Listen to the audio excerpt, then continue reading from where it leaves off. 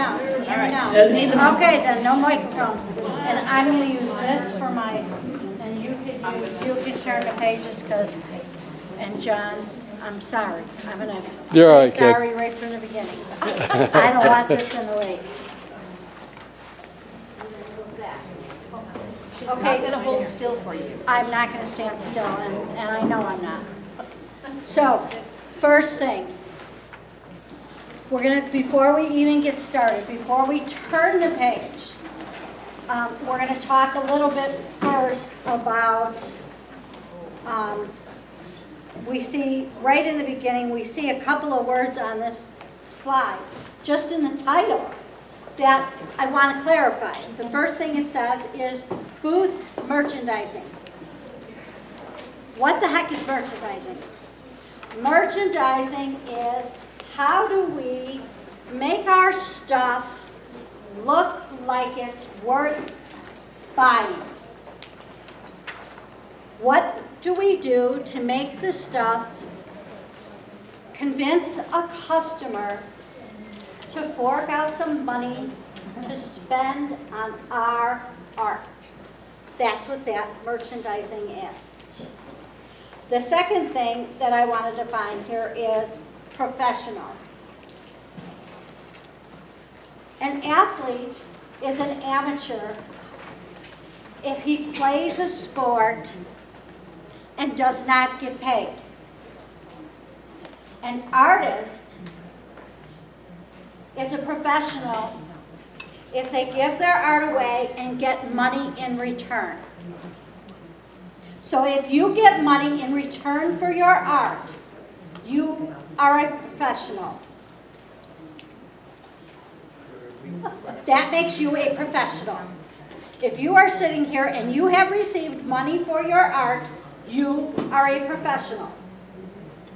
So every time I hear someone say, but I'm not a professional. Yes, you are. You have received money for your art, you are a professional. Even if it's from a family member. It doesn't matter who has paid you. You are still a professional. Now that we have gotten those sticky definitions out of the way, we can start the presentation. So let's go ahead and look at the first thing. So the first thing, oh, you didn't get one. No, we didn't get any over here. Okay. So, I have to share. okay. I will email out to anyone who has not received, and I will now look at the screen. Okay. So now I want you to think about your art, your own personal art. And I want you to think about what is it about your art that you want your customer to remember about your art. Not about you, not about anything, but about your art.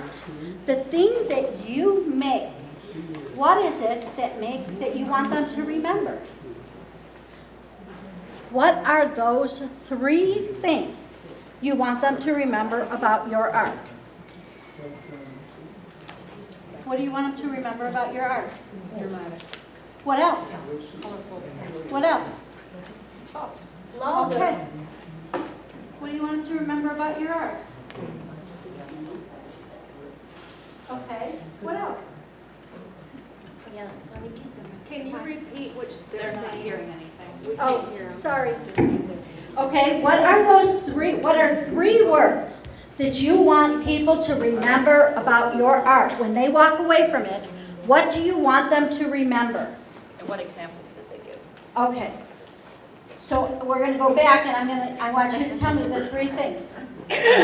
Colorful, and soft. Okay, let's go over to this room, or this side of the room. What did you say? What did she That's why say? they're sitting there trying to Dramatic, avoid my colorful, and gaze. soft. So guess what? Oh, I would say calming,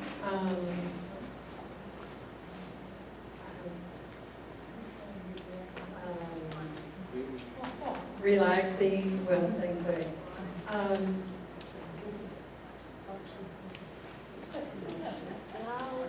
It was blank when the things I know. Emotional or professional. Okay, Professional. I like that word professional. I really like that word professional. Guess what? These guys are sitting back here thinking they're in the back row, they're getting out of it. But guess what? They're not. Hey, professional is one of mine. Beautiful and memorable. Okay, did you hear that? No. Professional, beautiful, and what was the third one? Memorable. Memorable. Okay, now we're coming over here.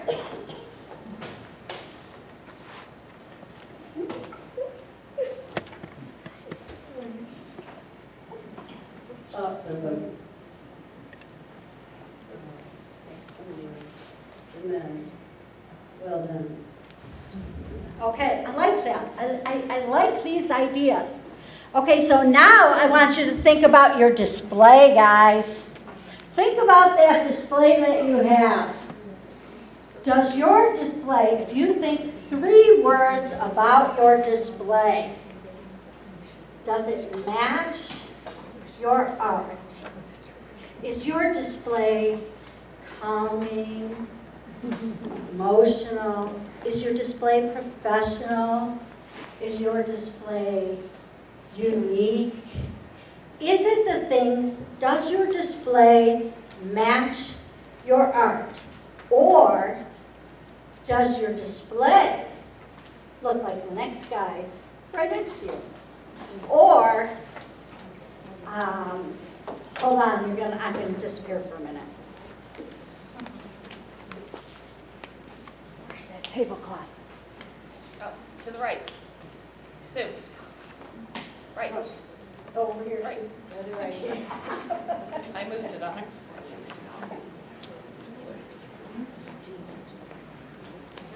Okay, so we brought a couple of props with us. We had a lot more. We had a few more, but technical difficulties. So the first one I want to talk about. Now, I wanted people to know, I want people to think, oh, I'm in with the seasons. So I brought a different tablecloth for every part of the season. So I got this tablecloth. Oh, got a little grout on it. Oh, that's okay, we'll just brush it off. No big deal. It's okay, it's a little wrinkly. Nobody will notice, right? Wrong. What do you think? Wrong. It's okay, nobody will notice. They'll see my art on top, right? No, you're right. It looks like crap. Okay? Try it on this end, but it's- So the table we also have a nice fitted tablecloth. with the wrong size table, so you have to. But that's all right. We've got it, it goes all the way to the ground. It stays the same. We don't have the corners that go to a corner on the bottom. It's the same all the way around. And guess what else? It hides all my extra stuff in the bottom. And these are mostly wrinkle-free. If you take them right out of the dryer after you wash them and you fold them up, they stay mostly wrinkle-free. These are awesome. And about $12 on Amazon. Yeah, they're really super cheap. Yeah. But we're going to talk a little bit about these props. But what I wanted to get you across here is, does it match what you're trying to say with your art? If you're trying to say that you're professional, don't use that one with the grout on it for sure. Okay, now I want you to think about your favorite retail shop, that place where you like to go a real lot. One of my favorite places is Pier 1 Imports. Oh my God, I love that store. So when I go there, I want you to think about that store that you love to go. And I want you to think about why you like to go to that store. What is it about that retail shop that you like so much? Are the shelves nice and clean? Or is it not, or does it have all kinds of stuff in there? Or is it, what is it about this store that you like so much? Okay, now can you apply some of those things to your display? One of the things that I have applied to my new display, because I, over the summer, completely redid my display. And, some of the stores have that price list they have all their items and, you know, you're constantly picking things up, trying to find out what, well, I don't want them touching the art. Okay, bottom line, I don't want them picking all that stuff up. So I made a price list and I put it in one of those acetate frames that are self-standing, so that all they have to do is look at it and it says, oh, this item, this is what they cost. And I was able to make it look real pretty.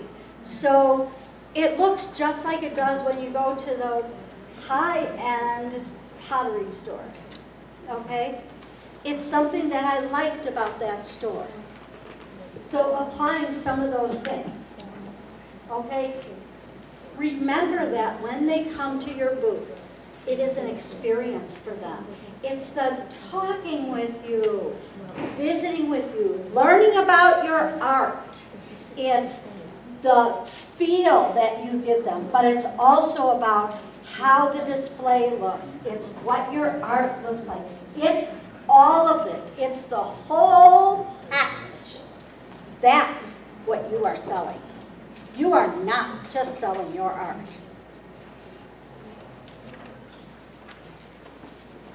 Okay, now we get into the hardware stuff, the tents. We've had a long road about these tents. For a long while, no tents. Well, now we start talking about tents. We're going to talk a little about what's the good part of tents, what's the, maybe not. Tents are expensive, guys. The cheapest tent you're going to get, for a real tent with sides is about $200, maybe $150 if you're a good bargain shopper, okay? You can get some tents for less than that if you get one without sides. They keep the heat off of you, they keep the rain off of you. That's nice. They also give it a retail kind of space. It makes the people feel like they're in more of a store space. So it does give it that kind of a look. It also gives you more opportunity for more display space, believe it or not. Okay, I saw displays where they use the rails to hang paintings along the metal rails of the tent. People hang chimes and whatnots from there. I mean, people are really creative with what they do with their tents. They do amazing things. They also use their tents to hang their banners or the sign of, what they have. Some people put a rug inside to make it feel more like a store. That also helps cut down. Many of us have been at Art in the Park and complained about the dirt. And that also cuts down on the dirt that gets on your art. So that's another plus for putting down one of those rugs. The grids, that's what I switched to this year. I switched to the grids. I like the grids, they're clean. I think there's a picture later on that you can see of the grids. They're the metal things that hook together, okay? The advantage to the grids is they give you more space. And they come with a ton of accessories. You can hang from them, you can put shelves on them, you can do a million different things with them. I got a little hanger that I printed trifold brochures that tell them about classes that I do, so you can hang those in there, you can put your business cards in there. Yeah, I mean, it's just amazing, the things that they have come up with for these. And not just for 2D. Right. Do you get those on Amazon too? No, there are two places you can go to get the grids and the hardware kind of stuff. There's a place called Puckett's down in St. Pete, and the other place, what's the name of it? It's in Largo. And Stoney and I have been comparing the two. Some things you can get cheaper at Puckett's used, and some things you can get cheaper at this other store. We have shared it on Facebook. We will share it again. Okay? You don't know the name of the one in Largo? She's looking it up right now. As soon It's as 3 letters and I it is, and we keep going round and round talking about this place. It also gives you the grids and those flat walls. give your customers more space to walk around. The other thing I liked about them is that with the grids or the flat wall panels, you can make like a triangle in the center or a square in the center, and you can hang more paintings on there, the smaller paintings, so you can actually have people walking around in a circle within your 10 by 10 square. It's awesome. Okay, but it's costly. Don't get me wrong, it's costly. Buying them used is the best way to go. Okay, the other place is called DJE Store Furnishings. So it's Puckett's, Puckett's, or DJE Store Furnishings, Fixtures. or store fixtures. And that's off Starkey and by Palmerton. Okay, off Starkey. Okay, compare the prices on things because some things were cheaper at one and some things were cheaper at the other. I went back and forth between the two to find out. Okay, easels. Easels are awesome. They look great. Marissa used easels in her display, but what I noticed is they fall down if it's a windy day and it's messy. But they look artsy, they look professional. They're bulky to carry around. They take up a lot of space in your vehicle, and there are probably other ways to do it. I think that another way to do it would be, you know that grid stuff, that trellis work, the plastic trellis work would work just as well. It's lighter weight than the grid. You could do that more cheaply. Okay. Horses. I've also seen horses made of wood, made of PVC pipe. That's another way to display your art. It doesn't look quite as professional, but you can, and it's timely. It takes time to put it all together to hang your artwork. It takes up more space, but it still is an inexpensive way to display a lot of artwork. Okay, the grids or slat walls, that's what I was talking about, was the ones, the cloth-covered walls. They look a little nicer than the grids, I think. Those are even more expensive than the grids, and the grids weren't real cheap. Sherry switched to that, didn't she, Sherry? Yes, Sherry, I think Sherry switched from the grid, because I bought my grids used from Sherry. And I still ended up having to buy more used because I wanted the entire, Have you ever seen the fabric that they that's hang? what I'm talking about, that's And what it's like a the, mesh, and you can hang right on the mesh. Somebody had it at Art in the Park in Largo. yeah, I think that's what the slat walls are like. It's a fabric covered Yeah, wall, yes, that's what they're the most expensive. and they roll down. I forget what the maker was. Orange. What is it? Okay, oh, that sounds different. We'll have to find out about that. That, we'll have to And find it has out. like a mesh in it, so you can actually hang, right? And it's really tight nylon. So you can Interesting. actually hang. right Yeah, if you on. find out about that, we'd I've be gotta find interested out to about hear. it, Yeah, I was looking this morning on the internet, and I could not remember the name, but it's something. Yeah, I saw one other thing that on the internet that was it was an interesting, very interesting looking way of displaying artwork, but it was so expensive that I could not get the price. You had to call them to get the price. And I was like, well, I think that's out of my range. So that one was definitely out. Okay, the next one is the arrangement. In the beginning, when you first start selling, you know, most people start with, there's a table. I sit behind my table, and I have my prints in front of me, and there's some artwork behind me. And that's how we approach selling our art. So what we've done is we've created a barrier between ourselves and our customer. That's our protection. We're protecting ourselves from our customer. We're also allowing our customers to make it very easy for them to walk by us. No commitment, no problem. Very easy for them to not have to engage with us. Not engaging with us is not a problem for them. It's also not a sale for us.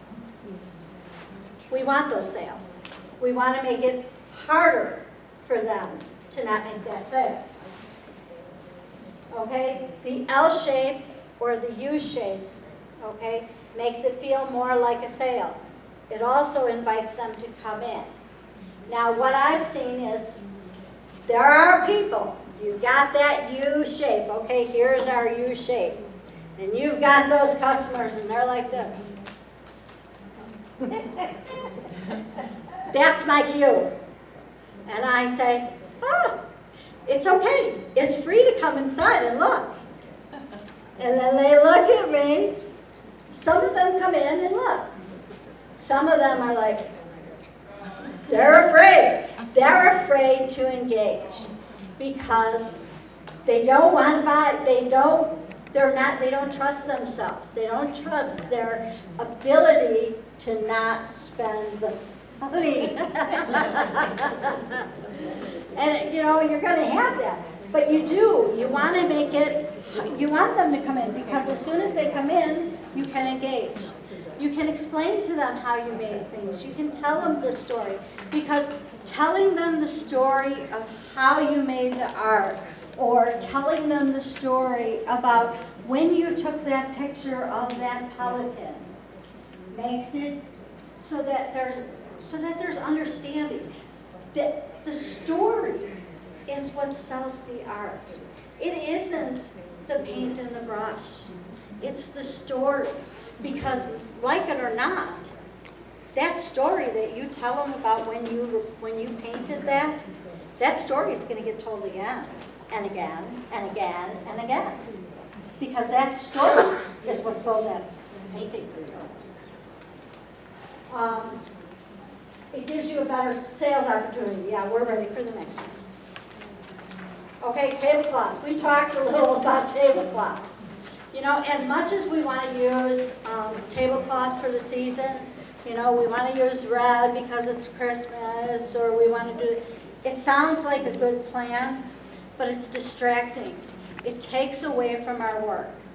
A simple color that contrasts with our work is the best if we're using tables with tablecloths, because the decor is not the highlight. Your art is the highlight. So what you want to do is do a simple, basic color with a contrast. So typically, black and white are the cheapest colors. So if you're on a budget, go black or white, whatever contrasts most with your work. If you're not on a budget and you want to go sleek, go gray.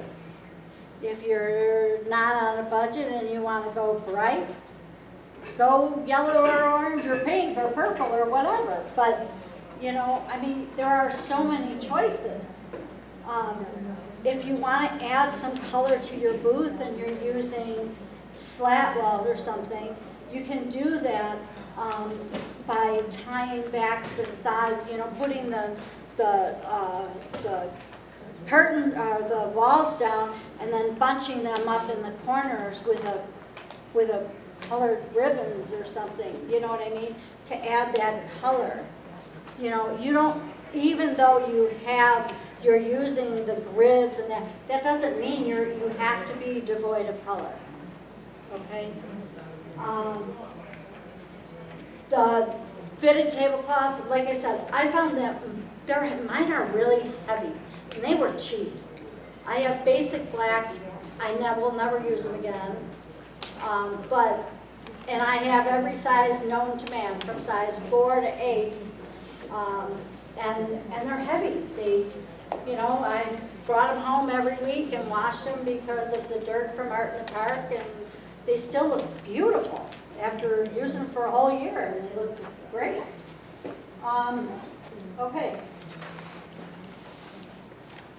Okay, we talked a little about small touches. Now, when we add our small touches, not too many, okay? You want to personalize the space, but you don't want to personalize it so much that it becomes what people pay attention to. For instance, I'm going to give you a true life story. I used to do Tarpon Springs First Fridays. And they go from day to night, from light to dark. And I wanted some extra light in my booth. I wanted to make people come into my booth. So one of the things that I did was I brought lanterns. I have a billion little lanterns, black lanterns. And I put those LED lights, little small strings of LED lights in them, all different colors. It brought people into my booth.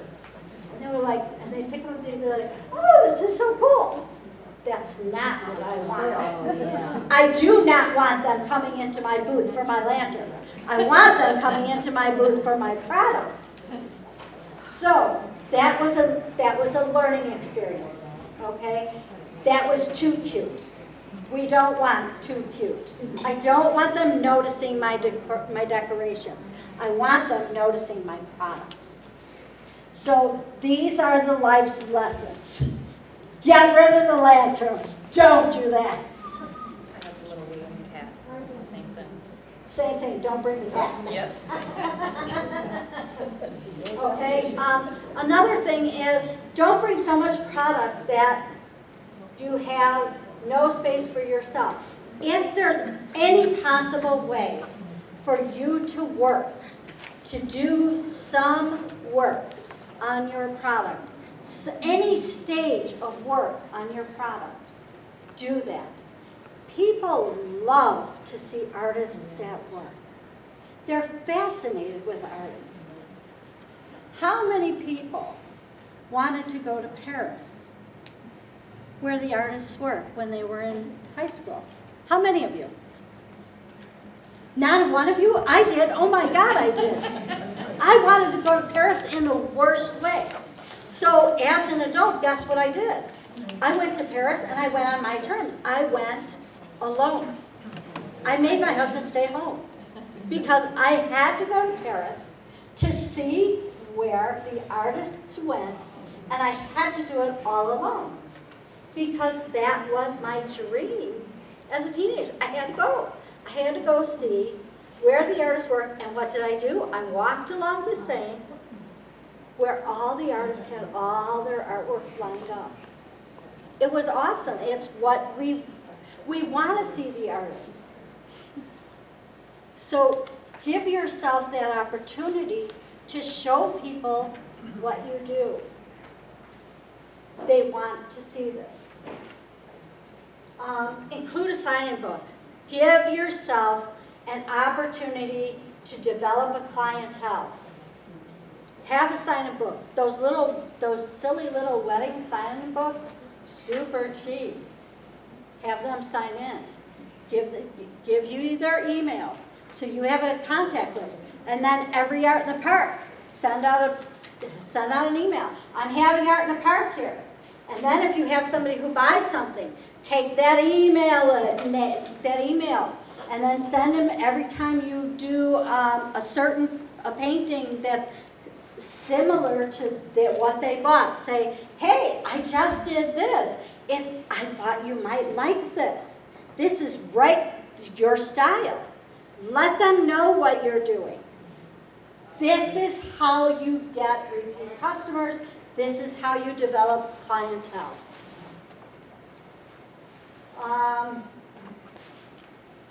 Portfolio books. When you do a portfolio book, make a small portfolio book, something that you don't mind gets damaged. Take pictures, good pictures, not pictures with light reflecting on your work. Print it out, leave it in your booth. Let people look through it. Let them see what you've done. It's okay to show them that you have sold work. Let them see what you've sold. Show them your best stuff, not just any stuff, your good stuff. Let them come back to you and ask you to do a commission. That's what you're there for. You're there at Art in the Park to make connections. Use a name banner, okay? A banner. Or if you're going to use, the other option is to use those little yard signs. I use both. But don't, if you're doing the palm tree market, don't use the yard sign. It's a parking lot and it's super hard, it doesn't stick. Art in the Park is a grassy, so it's soft, it will stick. So you have to know your environment to know the kind of signage to use. Okay? Pay attention to where you're working. Pay the extra money. It's not very much money. You can go on Vistaprint and get these professionally made signs really, really reasonably. It's really worth They the have money. sales all the time. They do, and it's really worth it. Do they do banners too?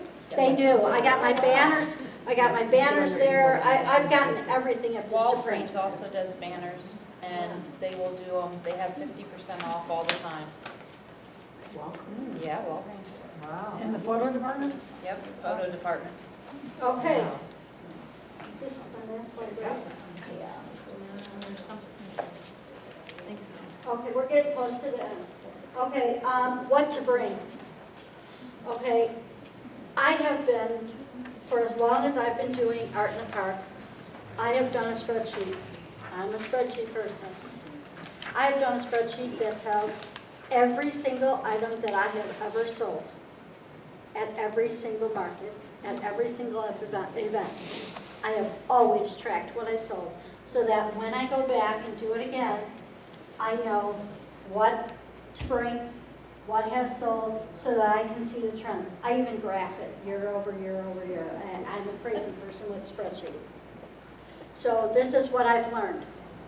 One, always bring some inexpensive items to Art in the Park. Always bring some inexpensive items. Because there's always some people, there are always some people who they just want a little something.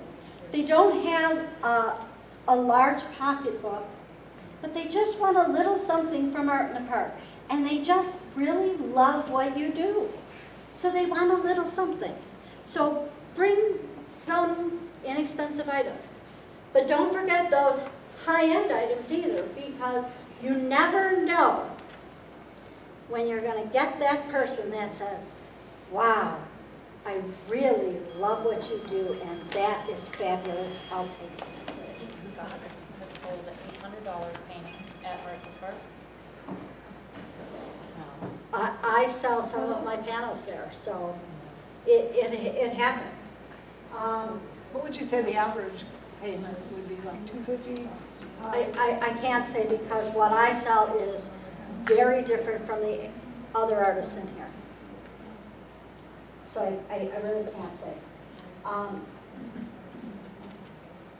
Also, bring a little of this, a little of that, until you know what your clientele at that market is. Because you haven't done it yet, you won't know, okay? You have to develop your thing, you know what I mean? Once you've been doing it for a little while, you'll get an idea. Like for me, I saw a trend. So I knew, bring these, bring these, bring these, and bring these. You know what I mean? And